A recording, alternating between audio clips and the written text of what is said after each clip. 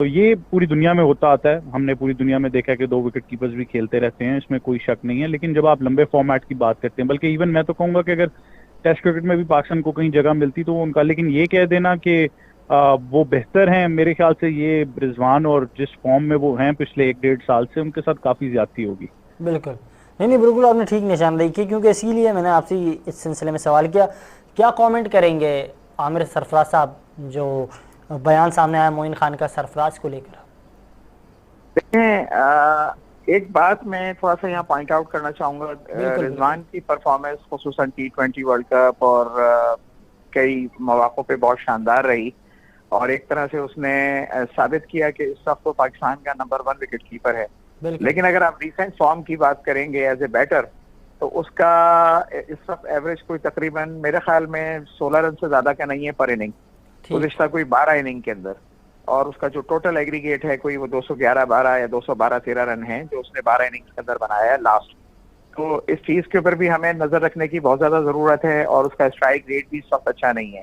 अच्छा, यहाँ मैं सिर्फ निशानदेही की है, मैं ये नहीं कह रहा हूँ कि आप सरफराज को टीम का हिस्सा बना दें। मुझे लगता है कि मोहम्मद हारिस जो है ना, उसको ट्राई आउट करना चाहिए T20 के अंदर। और अगर मोहम्मद हारिस आप ये समझते हैं कि ओपनिंग स्लॉट के अंदर उसकी जगह नहीं बनती, जो उसका नेशनल नंबर है, तो फिर आप जो हमारे डब्बू भाई हैं आजम खान, उनको ट्राई करें। वो आपको पावर रेटिंग के हवाले से एक बेहतर ऑप्शन है, और एज ए विकेट कीपर भी वो सर्व कर सकते हैं। तो यानी ये जिन जगहों के ऊपर इफ्तिखार को खिलाया जा रहा है, मोहम्मद आसिफ को खिला के टीम को मुश्किलात का शिकार किया जा रहा है, या खैर जो लेफ्ट आर्म लेग स्पिनर है वो फिर भी बेहतर है। नाम में अभी जरा सा ध्यान से निकल रहा है, हमारा लेफ्ट आर्म क्रिकेटर जो है पठान, तो आसिफ खान की, आसिफ अफरीदी की बात करें हम? नहीं नहीं नहीं नहीं, ये जो टीम का हिस्सा है इस वक्त थोड़ा गुस्से वाले हैं, आई डोंट नो।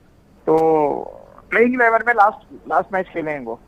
अच्छा, प्लेइंग 11 में लास्ट मैच खेले, मैच जितवाया भी था, 26-27 अच्छे रन किए थे उन्होंने।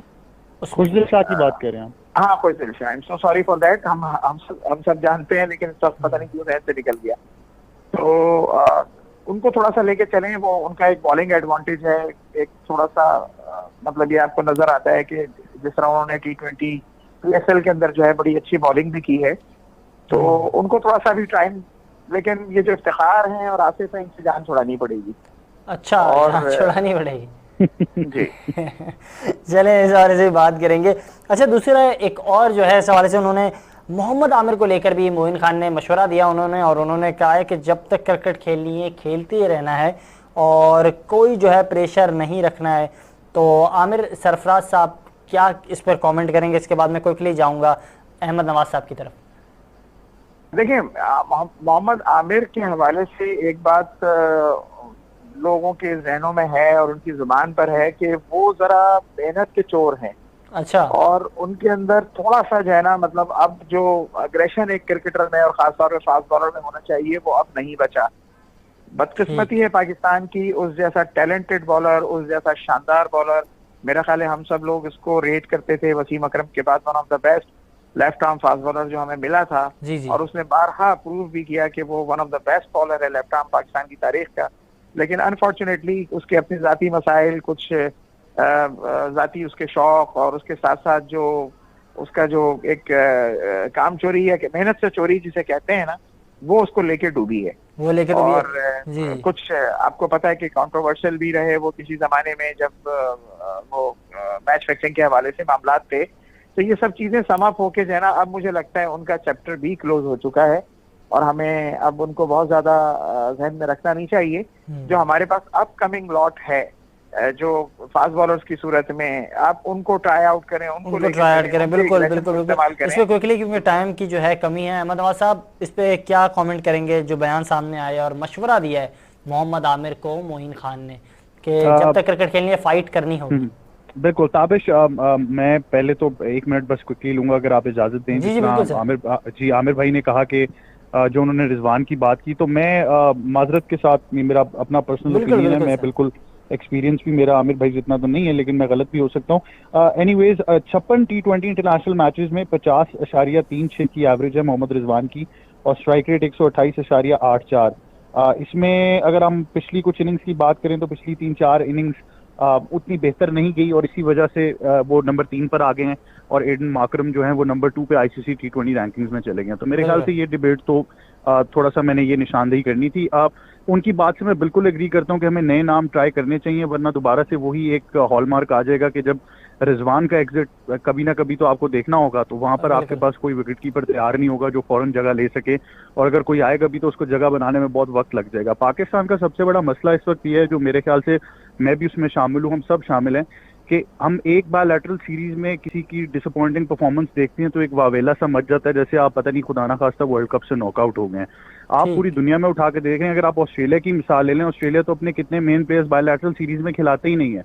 इसका क्या मतलब है कि स्टार्क और जितने मेन उनके प्लेयर्स हैं, are they not good enough? तो आई थिंक पाकिस्तान में वक्त आ गया, हम प्लेयर्स के साथ भी ज्यादती करते हैं जब उनका कंपैरिजन आपस में करना शुरू करते हैं। सरफराज और रिजवान का कोई कंपैरिजन नहीं है। रिजवान की एक अपना स्टाइल ऑफ प्ले है, एक अपनी जगह है जो उन्होंने बनाई है, फ्लैम्बॉयंट है। हमें याद होगा जब सरफराज टीम में आए तो रिजवान की कोई जगह नहीं बनती थी, क्योंकि रिजवान बहुत वीक थे as far as power hitting was concern. लोग कहते थे दायरा भी शायद ना टपा पाए।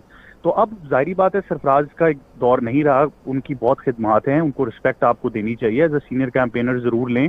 हाँ, जिस तरह मैंने कहा वनडे टेस्ट क्रिकेट में आप उनको लाजमी मौका दें, क्योंकि आपको अपना मिडिल ऑर्डर स्ट्रेंथन करना है। और जहां तक आपने मोहम्मद आमिर की बात की, मेरे ख्याल से ये इतना बड़ा डिसअपॉइंटिंग फैक्टर है, जिसमें आमिर भाई ने कहा कि आप इतने टैलेंटेड थे, चलें जो मैच फिक्सिंग वाला जो स्पॉट फिक्सिंग हुई इसको भूल रहे हैं आप, जिंदगी ने आपको दूसरा मौका दिया, फिर आपके बोर्ड के साथ ताल्लुकात खराब हो गए। कुछ मैं बोर्ड को भी कसूरवार कहूंगा, क्योंकि हमने यहाँ पर आज तक प्लेयर्स को मैनेज करना सीखा ही नहीं है। हमारी जब भी शुएब भाई से बात होती है, शुएब अख्तर, वो भी यही कहते थे कि यार हाँ मैं डिफिकल्ट था बट मुझे मैनेज कोई नहीं कर पाया। तो कभी कभार आपको प्लेयर को बिठाकर बात करनी होती है। आप यकीन कीजिए कि पाकिस्तान पिछली कितनी सीरीज में ऐसे भी गया है जहाँ पर पाकिस्तानी टीम के साथ कोई एनालिस्ट मौजूद नहीं था, साइकोलॉजिस्ट का कॉन्सेप्ट हमारे पास अभी भी नहीं आया। मैं आपको एक छोटी सी जल्दी से मिसाल देता हूँ। मेरी हमारे एक स्पोर्ट्स एनालिस्ट है पाकिस्तान के, हसन चीमा, इस्लामाबाद यूनाइटेड के साथ भी होते हैं, अब माशाल्लाह 100 में भी वो जा रहे हैं एज एन एनालिस्ट। तो पूरी दुनिया में एज एन एनालिस्ट उनका रोल बड़ा क्रिटिकल है। उन्होंने मुझे बताया कि जब उन्होंने इस्लामाबाद यूनाइटेड के लिए जोहान बोथा को अप्रोच किया एज हेड कोच, तो वो उनके साथ एक और कोच लाना चाह रहे थे। तो वो एज अ बैटिंग कोच, उन्होंने बैटिंग कंसल्टेंट इयन बेल चाहते थे, बट बोथा किसी साउथ अफ्रीकन डोमेस्टिक कोच का नाम ले रहे थे। उन्होंने जब उन कोच से बात की तो उन्होंने उनका रिकॉर्ड उठा के देखा, उन्होंने एक प्लेयर की इंडिविजुअल उनको एग्जांपल दी कि अगर एक प्लेयर हमें नजर आता है कि वो वीक है, for example as a batter जी, तो हमने इमीडिएटली उसको ये जज किया कि अच्छा ये बहुत ज्यादा स्ट्रेस आउट हो रहा है, इसको गोल्फ खिलाना शुरू कर दो। उसको गोल्फ खिलाई, उसको स्ट्रेस फ्री किया, इमीडिएटली उसके नंबर्स चेंज हो गए। तो ये तो मैं इतनी बड़ी बात करूं, हम तो यहाँ पर सोचते भी नहीं, हम तो फॉरेन प्लेयर पे टैग लगा देते हैं कि भाई ये तो फारिग है, इसको निकाल दो फॉरेन किताबों से। अरे खुदारा, आप कम से कम देखें तो सही, उससे बात कीजिए। हो सकता है कोई 10,000 प्रॉब्लम्स घर पे चल रहे हों, जिस तरह फॉर एग्जांपल अभी हसन अली का बहुत ज्यादा डिस्कस हो रहा है कि जी बिल्कुल आउट ऑफ फॉर्म है, क्या पता एक मेंटल ब्लॉक हो। आपको बैठ के बात करनी है, आपके बोर्ड के चेयरमैन हो गए, आपके रीजन के बिल्कुल बेहतर काउंसलिंग करनी पड़ेगी। बिल्कुल ठीक कह रहे हैं सर। अहमद नवाज साहब हमारे साथ मौजूद थे, आमिर सरफराज साहब मौजूद थे। आप दोनों के कीमती वक्त का बहुत बहुत शुक्रिया।